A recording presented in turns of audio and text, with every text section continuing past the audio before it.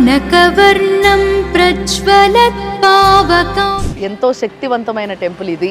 అందరికీ తెలిసే ఉంటుంది అనుకుంటున్నా, బట్ ఇంకా కొంతమంది తెలియని వాళ్ళు ఉన్నారు. సర్వదా సుప్రసన్నం పటుతర ఘనగాత్రం. ఇక్కడ ఉన్న ఆంజనేయ స్వామి ఎట్లా వెలిసిండు, ఇక్కడ ఎలాంటి పూజలు జరుగుతాయి, ఎంత స్పెషల్ టెంపుల్ ఇది. జయ కరవాలం రామదూతం నమామి. అంజనా సుప్రజా వీరపూర్వ. సో లోపల ఆంజనేయ స్వామి వినాయకుడు వెలిసింది ఈ గుండు పైనే. ఉత్తిష్ట హరిశార్దూల కర్తవ్యం. తెలుసు కదా, అంటే ఆంజనేయ స్వామి వాహనం. ఉత్తిష్టోత్తిష్ట హనుమాన్ ఉత్తిష్ట విజయధ్వజ. సో బేసిక్ గా ఇది ఎంత కింది వరకు ఉందో అసలు అంచనా కూడా మనం వేయలేము అనేది. లోక్యం మంగళం కురు శ్రీరామచంద్ర చర. ఆయన చుట్టూ ఒక 5 చుట్లు 9 చుట్లు 11 చుట్లు తిరిగిపోతే మనకి ఎటువంటి కీడు జరగదు అని నమ్ముతారు. జపశీల భవాబ్ధిపోత శ్రీ జానకీ హృదయ. నమస్తే, వందేళ్ల ఆలయం సనాతన వైభవానికి స్వాగతం. Sponsored by Sharma gold company. ఈ రోజు నేను వచ్చేసిన సికింద్రాబాద్ తాడ్ బండ్లుండ వీరాంజనేయ స్వామి టెంపుల్కి. ఎస్, ఎంతో శక్తివంతమైన టెంపుల్ ఇది. అందరికీ తెలిసే ఉంటుంది అనుకుంటున్నా, బట్ ఇంకా కొంతమంది తెలియని వాళ్ళు ఉన్నారు. అండ్ ఇన్ డీప్ అంటే చాలా మంది గుడికి వస్తూ ఉంటారు, పోతూ ఉంటారు, మొక్కుకుంటారు. ఇక్కడ చాలా దేవుడు చాలా శక్తివంతుడంట, మనం కోరుకున్న కోరికలన్నీ తీర్చేస్తారంట అన్న విషయం అందరికీ తెలుస్తుంది. కానీ ఆ గుడి యొక్క చరిత్ర, ఆ గుడి ఎట్లా కట్టినరు, ఏం కథ, అసలు ఏంది స్పెషాలిటీ, ఇవన్నీ ముచ్చట్లు చెప్పేటందుకే నేనున్నా. కాబట్టి మీ అందరికీ ఈరోజు ఇక్కడున్న ఆంజనేయ స్వామి ఎట్లా వెలిసిండు, ఇక్కడ ఎలాంటి పూజలు జరుగుతాయి, ఎంత స్పెషల్ టెంపుల్ ఇది, ఇవన్నీ మనం తెలుసుకుందాం పార్టీగా.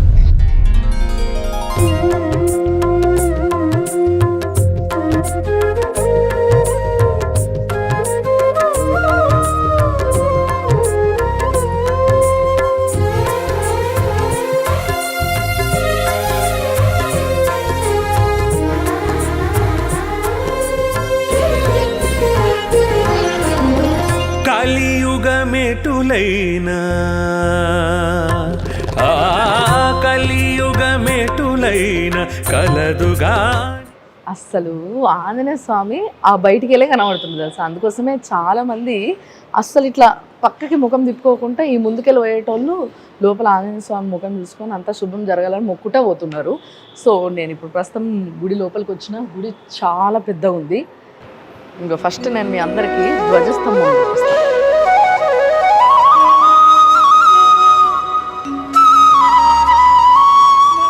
బేసిక్గా మనము ధ్వజస్తంభం అన్ని గుళ్ళల్లో ఇట్లా పంచలోహాలు ఉన్నవి అట్లా చూస్తూ ఉంటాం కదా, కానీ ఇక్కడ మాత్రం వెండిది అన్నట్టు. ఇదంతా వెండి ధ్వజస్తంభం.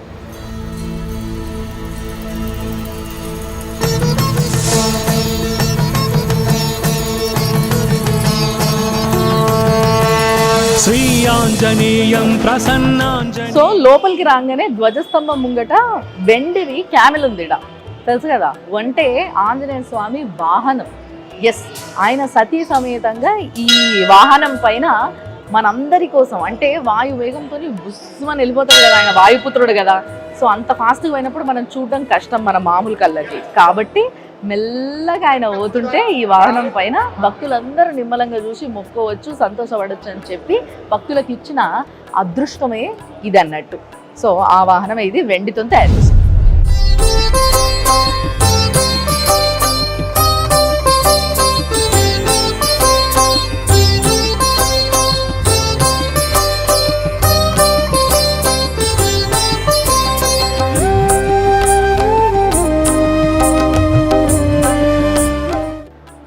రోజు చాలా మంది భక్తులు వస్తారు ఇడికి.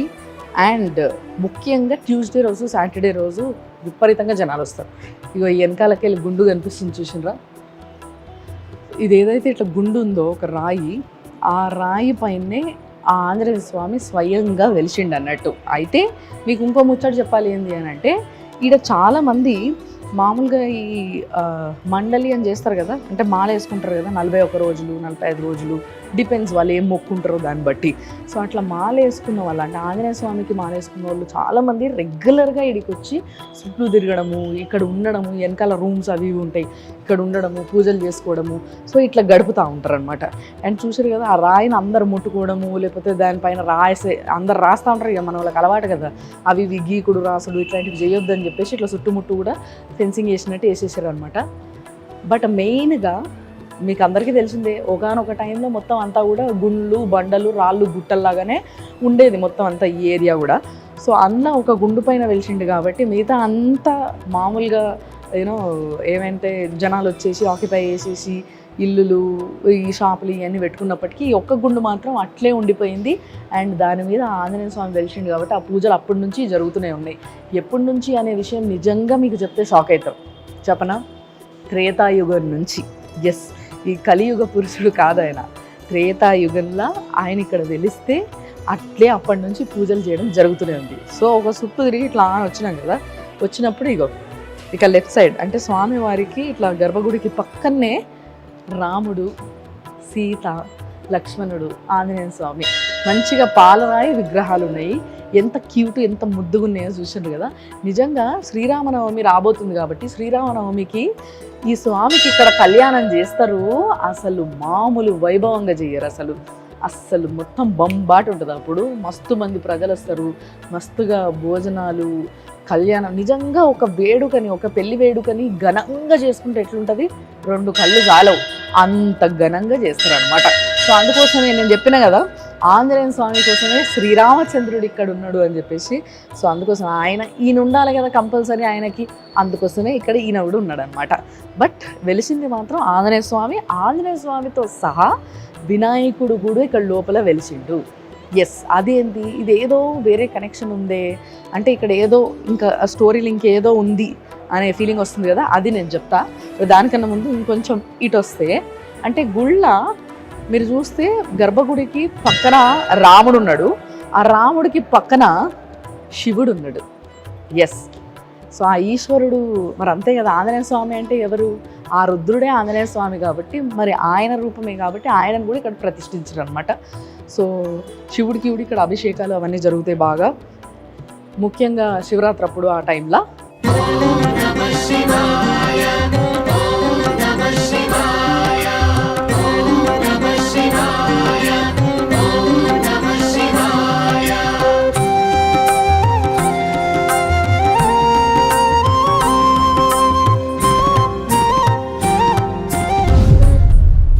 సో ఈ గుడిలో ఇంకో కార్నర్లో నవగ్రహాలు కూడా ఉన్నాయి. సో బేసిక్గా నవగ్రహాలు మీకు తెలుసుంటే గుడి బయట పెడుతుంటారు.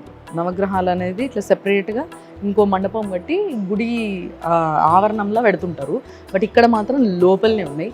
అండ్ మీకు ఇంకో విషయం తెలిసే ఉండాలి, ఆంజనేయ స్వామి పాదాల దగ్గర శనీశ్వరుడు ఉంటాడని. అందుకోసం ఎప్పుడైతే ఏళ్ళనాటి శనులు లేకపోతే అర్ధాష్టమ శనులు ఇలాంటి టైం నడుస్తున్నప్పుడు ఆంజనేయ స్వామికి ప్రతిరోజు వచ్చి ఆయనకి జస్ట్ ముఖం చూపించి ఆయన ముఖం మనం చూసి ఆయన చుట్టూ ఒక 5 చుట్లు 9 చుట్లు 11 చుట్లు తిరిగిపోతే మనకి ఎటువంటి కీడు జరగదు అని నమ్ముతారు. ఎస్, ఎందుకంటే మీకు తెలుసు కదా, ఈ ఏళ్ళనాటి శనప్పుడు అర్ధాష్టమ శనప్పుడు యాక్సిడెంట్లు అయితాయని, దెబ్బలు తగులుతాయని, అంటే ఏదో ఒక విధంగా ఫిజికల్లీ వాళ్ళు ఎఫెక్ట్ అవుతారు అని చెప్పేసి అంటూ ఉంటారు.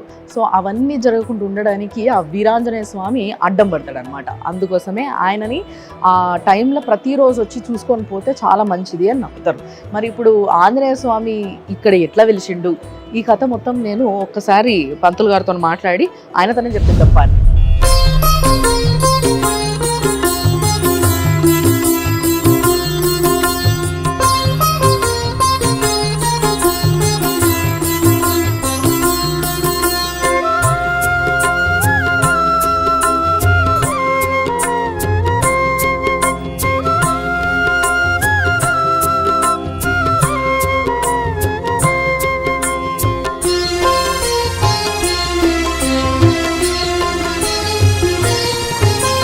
శరణం శరణం హనుమంత స్వామి శరణం హనుమంత పవన కుమార హనుమంత పాప వినాశక హనుమంత. శరణం శరణం హనుమంత స్వామి శరణం హనుమంత పవన కుమార హనుమంత పాప వినాశక హనుమంత శరణం శరణం హనుమంత స్వామి శరణం హనుమంత పవన కుమార హనుమంత పాప వినాశక హనుమంత శరణం శరణం హనుమంత స్వామి శరణం హనుమంత పవన కుమార హనుమంత పావన చరిత హనుమంత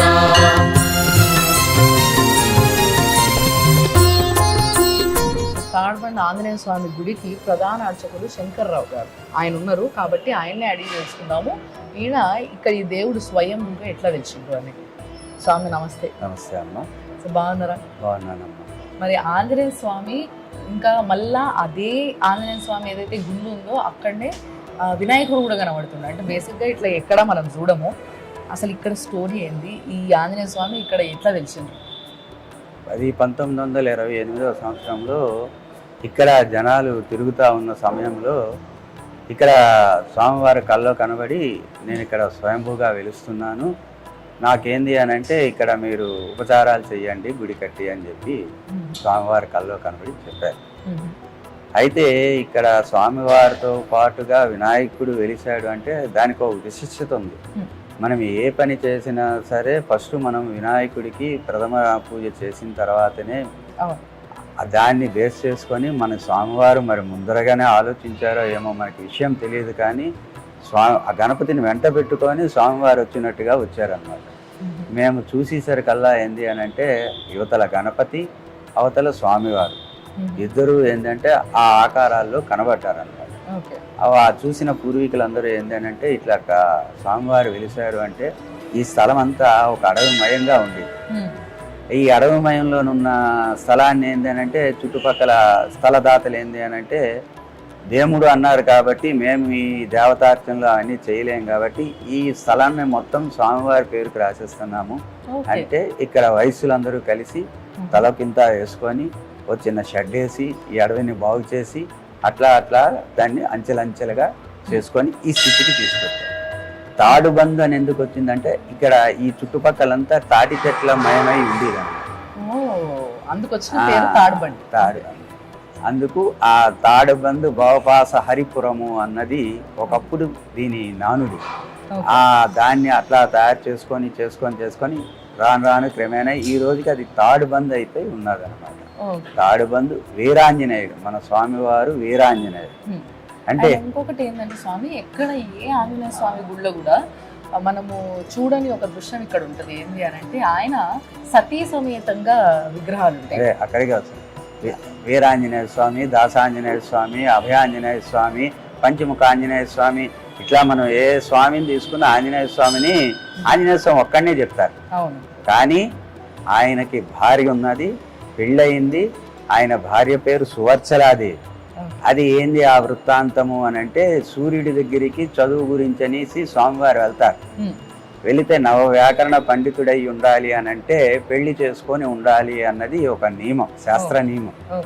అయితే సూర్యుడు ఏంది అని అంటే 4 వ్యాకరణాలు నేర్పి ఆపేస్తాడు. అట్లా కాదు, నవ వ్యాకరణాలు నేర్చుకోవాలి, నేను అప్పుడే కదా మహాపండితుడిని అవుతాను అంటే నువ్వు వివాహం చేసుకుంటే నీకు నవ వ్యాకరణాలు నేర్పుతాను అంటారు. వివాహం చేసుకుంటే నేను బ్రహ్మచారిని ఎట్లాగవుతాను అంటారు. మానవుడు మనిషికి మగవాడికి 3 దశలు ఉంటాయి. ఒకటి బ్రహ్మచారి, రెండవది గృహస్థ బ్రహ్మచారి, మూడవది వివాహిత సంసారి. అయితే నువ్వు బ్రహ్మచారి, గృహస్థ బ్రహ్మచారి అవు అంటే పెళ్లి చేసుకుంటే నువ్వు గృహస్థుడు అవుతావు. గృహస్థుడైన వాడికి నవవ్యాకరణాలు నేర్పడానికి అర్హత ఉంటుంది. కాబట్టి ఈ లెక్క ప్రకారంగా నువ్వు పెళ్లి చేసుకోవాలంటే అప్పుడు సువర్చలాదేవిని పెళ్లి చేసుకుంటే సువర్చలా సహిత వీరాంజనేయ స్వామి. అయితే పెళ్లి చేసుకుంటే ఎవరైనా పెళ్ళం ఊరుకుంటుందా? ఊరుకోదు కదా. నేను పెళ్లి చేసుకున్నాడు, నువ్వు నేర్చుకోవడానికా, నన్ను బ్రహ్మచారికి ఉండడానికా? కాదు, ఈ కల్పంలో పెళ్లి చేసుకుంటే వచ్చే కల్పంలో మీ ఇద్దరికి లోక కళ్యాణార్థం వివాహం జరుపుతారు అంటారు. అందు గురించని జ్యేష్ఠ మాసంలోని వచ్చే త్రయోదశికి స్వామివారికి కళ్యాణం జరుగుతుంది. అట్లానే ఏంది అనంటే మనకి ప్రధాన ఆలయం ఆంజనేయ స్వామి. ఈ ప్రధాన ఆంజనేయ స్వామికి పక్కన ఏంటంటే మనకి విఘ్నాలు కలగకుండా చూసుకోవడానికి గణపతిని తీసుకొచ్చారు. ఇది ఈ కాంబినేషన్ ఎట్లా ఉంటుందంటే ఇందాక మీరు చెప్పినట్టుగా ఎక్కడ దొరకదు. కానీ స్వామివారు ఏంటంటే నన్ను కొలిచిన తర్వాత గణపతిని కొలవకపోతే విఘ్నాలు కలిగిస్తాడు ఏమో అన్న ఒక దీని మీద గణపతి సమేతుడే మనందరినీ ఆశీర్వదించడానికి స్వామివారు ఇక్కడ వచ్చారు. ఇక దీనికి అనుబంధంగా ఉపాలయాలు ఉన్నాయి. ఈ ఉపాలయాల్లో మొదటిది రాముల వారిది.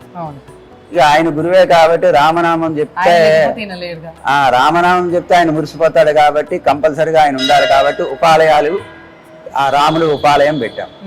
అట్లానే శివుడు ఉపాలయం ఉంది. శివుడిని ఎందుకు పెట్టారు అని అంటే జనరల్ గా ఏ గుళ్ళోనైనా సరే చాలా గుళ్ళు షిరిడి సాయిబాబా అని అమ్మవారని ఇవన్నీ, కానీ వీటికి ఒక లింక్ ఉంది. శివుడికి ఏంది అని అంటే ఆంజనేయ స్వామి శివాంశ సంభూతుడు.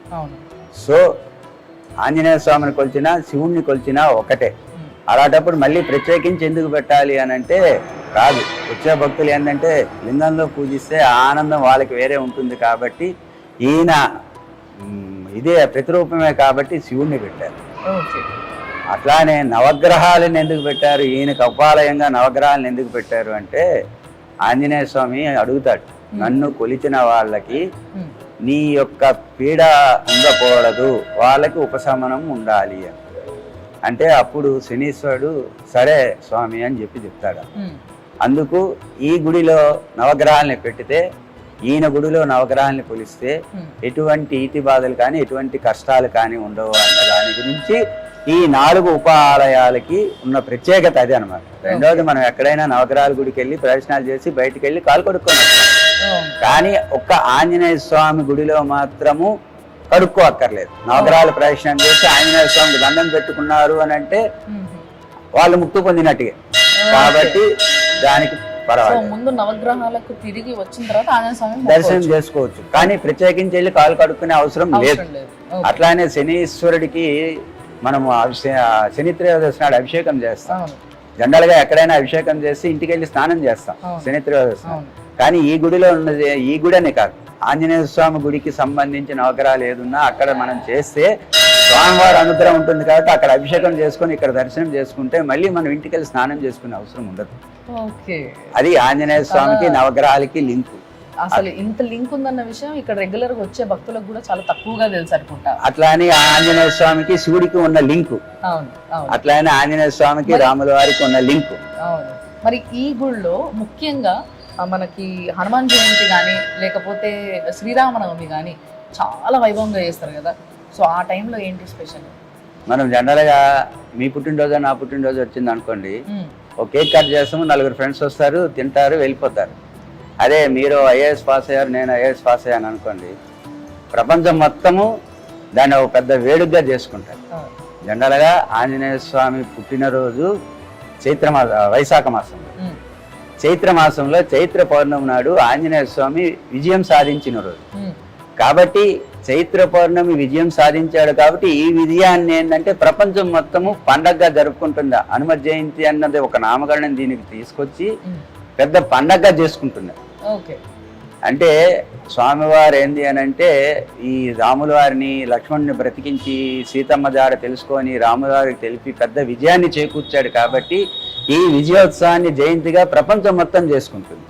అట్లానే హనుమత్ జయంతి నాడు ఏంటంటే ఆయన పుట్టినరోజు ఏంటంటే ఎక్కడ ఉన్న వాళ్ళు అక్కడ ఈ వాడవాడలు ఉంటుంది కాబట్టి వాడవాడలో ఎక్కడున్న గుడిలో అక్కడ హనుమత్ జయంతి వేడుకలు జరుపుకుంటారు. కానీ ఈ హనుమతి విజయోత్సవాన్ని మాత్రము ప్రతి ఎక్కడ వాడలో ఆ గుడి నుంచి ఈ గుడికి వస్తారు, ఈ గుడి నుంచి ఇంకో గుడికి వెళ్తారు. ఇట్లా ఏంది అని అంటే ఎక్కడికెక్కడికో తిరిగి మన స్వామివారు గెలిచారు, మన స్వామివారు గెలిచారు అన్న చాటి చెప్పుకునేటట్టుగా పెద్ద పెద్ద. ఈ గుడి దగ్గర ఇంకొక స్పెషాలిటీ ఏంటంటే కొత్తగా కొన్న బండ్లన్నీ కూడా ఇక్కడ పూజకు వస్తాయి.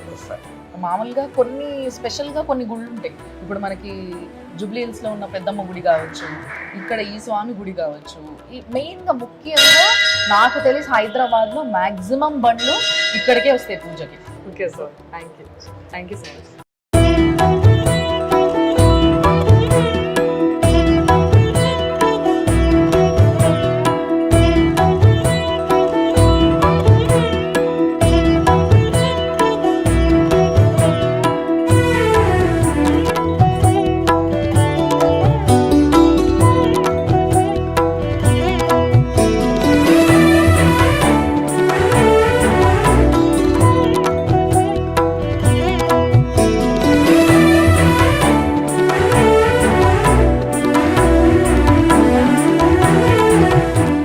ఇక్కడ ఈ గుండు కనబడుతుంది కదా, అంటే ఇదే యాక్చువల్గా గర్భగుడి లోపలికున్న గుండు కూడా ఇదే, అంటే కంటిన్యూయేషన్ దాన్ని.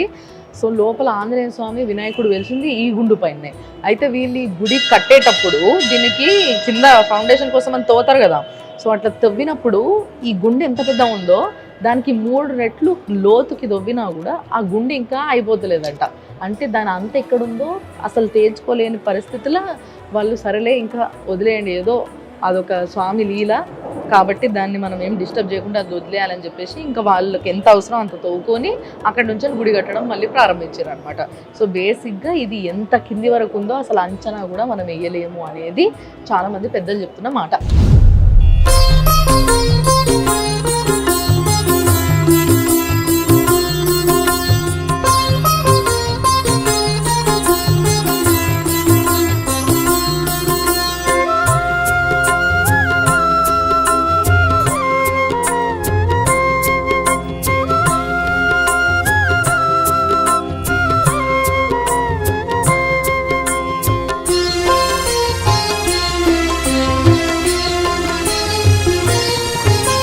శరణం శరణం హనుమంత స్వామి శరణం హనుమంత పవన కుమార హనుమంత పాప వినాశక హనుమంత. శరణం శరణం హనుమంత స్వామి శరణం హనుమంత పవన కుమార హనుమంత పాప వినాశక హనుమంత. శరణం శరణం హనుమంత స్వామి శరణం హనుమంత పవన కుమార హనుమంత పాప వినాశక హనుమంత. శరణం శరణం హనుమంత స్వామి శరణం హనుమంత పవన కుమార హనుమంత పావన చరిత హనుమంత.